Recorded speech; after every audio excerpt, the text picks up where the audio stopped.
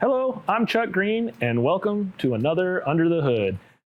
Today we're going to take a look at the brand new ADJ Vizi Beam 12RX. This is our brightest beam fixture to date. It features the new Philips MSD 12R lamp, gives you 6,000 hours of life. I mean, for a discharge lamp, that's pretty incredible considering the output of this fixture especially.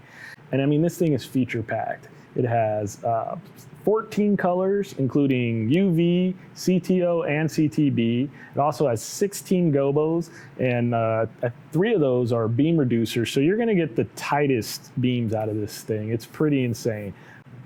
But you know, this is under the hood, so before we turn it on and play with it, I gotta void the warranty and take it apart. All right, before I tear this open, I think we should go through the menu. I really dig this menu.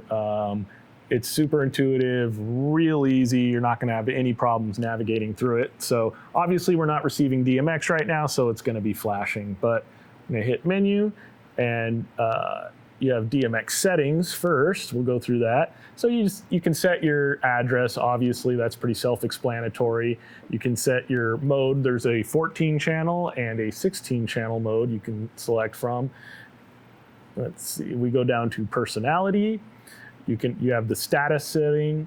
You can reset the motors. You can go to your display and decide if you want it inverted. Do you want the screensaver on so it turns off after a certain amount of time? Or you can lock it as well. You have manual control. Super easy, again, very intuitive and self-explanatory. If you want to just set something up for one night and just hit a set piece or something and you don't want to use a DMX controller, you can set it all up in manual control. Or if you just want to test certain features, it's good for that too. Information, so you have information about the life of the fixture, the life of the lamp, temperatures, you know, fan info, depending on what fan speeds you want to use. And then even lamp control, which you can select if you want the lamp to automatically power on and off when you power the fixture up, which is pretty normal, but you also can select it if you want to just be able to turn your lamp on and off via DMX. So again, it's a crazy intuitive menu.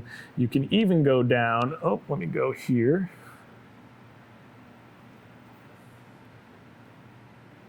To the air logs in case you have any service issues. It'll tell you exactly what needs to be fixed.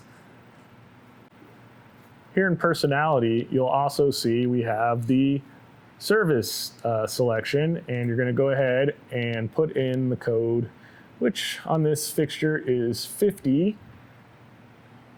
Enter, and now you can get into the service portion, which is good if you need to do a software update, you know, via the USB port on the back.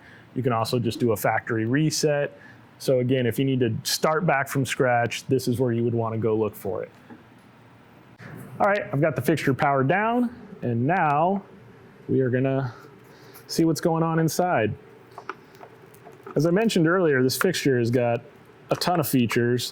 You have 2 prisms. One of them is really cool. It's 24 facets, so you get this crazy tunnel of light.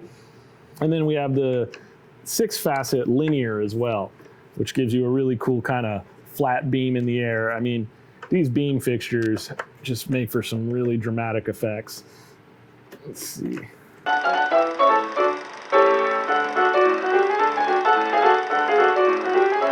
You gotta make sure they're completely unscrewed, but these screws actually have the little washer on the back that keeps them locked into the head covering.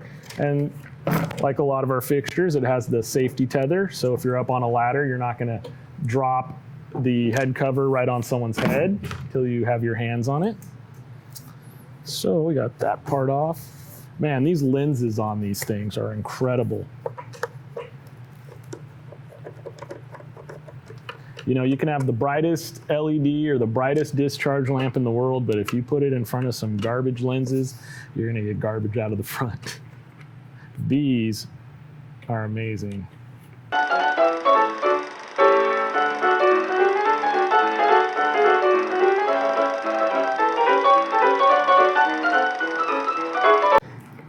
It's amazing to me how far beam fixtures have come in the last few years since ADJ released the world's first 5R beam moving head. There's a lot of them out there from a lot of people, a lot of great ones, a lot of not so great ones, but you know, when we did it first, I had the pleasure of programming at LDI, the booth that had the world's first 5R beams, and man, it was crazy to see how impressed everybody was when they were walking by.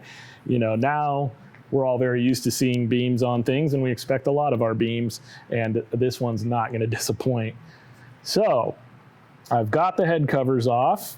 Let you take a good look at this one, this camera over here.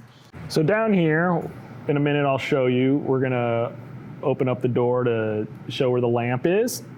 Again, it's a 6,000 hour, 260 watt lamp. It's incredible how efficient these lamps are. When I got into the business almost 20 years ago, lamps were, you know, 1,200 watts and weren't even as bright as what we get out of, you know, 300 watts nowadays. So I'm a sucker for efficiency, so I think that's really cool. So anyway, right on top of the lamp, of course, we have a cooling fan, but we also have this little squirrel fan that directs heat directly across the front, keeping this fixture nice and cool. In here, we have the motor assemblies for the for everything, basically the shutters, and then up here on top, we have the two different prisms. So we have a 6-facet and a 24-facet for gigantic tunnel beams, which I happen to be a huge fan of. And then moving on up the fixture, we have this lens here, which is on these spindles, and you'll see these brass fittings right here, and just these, again, I'm a total dork, but you know, I love nice machinery, and here's the spindles for a nice even focus on this fixture. Sensor here to reset the lens. We have the main PC board that sends all the data out to the motors for, again, the shutter, colors, gobos, all that fun stuff. But you know, you guys don't need to open this up and mess with it. Leave it up to our service techs or your local service tech as well. So anyhow, that is what's going on in the main part of the head, but let's go ahead and pop the back off. I'll show you how to change a lamp real quick. So here, this lamp is really, really cool, this 12R lamp. It's crazy efficient. It's got its own reflector built in, which really helps with the even field, even though in a beam, that's not your biggest concern. But again, with safety in mind, we have the back plate attached. So if you're in the rig changing it yourself, you don't risk dropping this, because this thing's pretty robust. You don't want to drop it on someone's head. So anyway, the lamp is in there, a spring-loaded situation. So you just push it to the side, and it kind of pops out. Let me see if you can see that now. I've got the lamp loose. You just disconnect the leads, pull the lamp out, put your new one in. I'm gonna go ahead and pop this guy back in because it's a brand new lamp.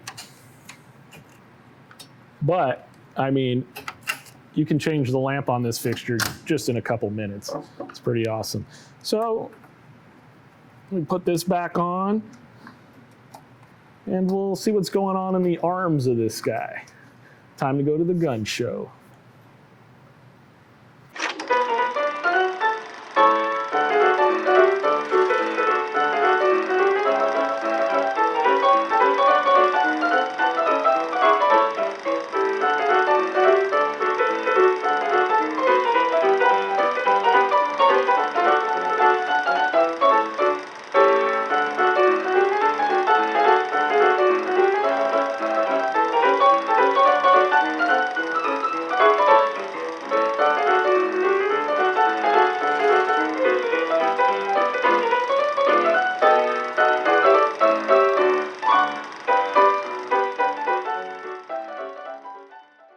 Okay, I think I've got this thing stripped down pretty well. So I took the arms and part of the base off.